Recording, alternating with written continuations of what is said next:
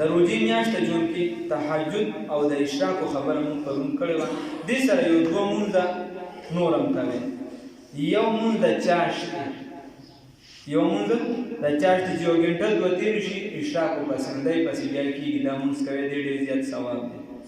360 جوړونه یې انسان په دې باندې په هر یو باندې صدقه لازمه ده سوریو بیر سبحان الله وی دا صدقه شو الحمدلله دوی دا صدقه شو مختصر کړه راځه ابو هريره رضی الله تعالی عنہ فرمایي چې چا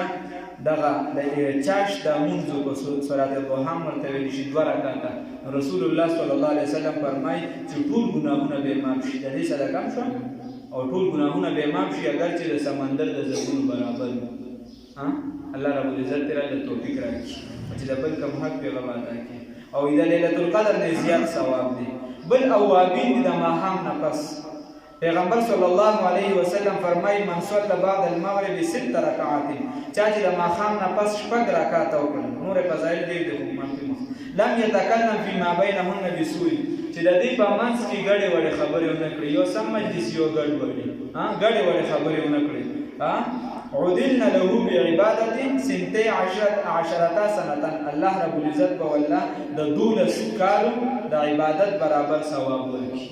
د 12 کالو الله دې له توفیق راکړي او مور بي فرمایي عائشة رضی الله تعالی عنها من صلى بعد المغرب 20 ركعة چا چې د ماښام نه پس 20 رکعات وکړل بنا الله له بیتا فی الجنه الله والله په جنت کې یو کور جوړ کړي الله دې را نصیب کړي نو اصل کې هو یعنی 20 رکعات هم شته د شپږونه کم هم کیږي خاص نه چې بیا کم نه کوي ګوره چې نه وخت لري 2 سلو شپږ تاسو ورپسې دا چې څونه پورې پورې شي ډېر ښه دي لکه شان دی بلکې د 2 سلو نه ولا تر 12 پورې چاشتو او نور هم که سیوا کولی شي کوه بیا نه پوره دي الله رب العزت تعالی توفیق راکړي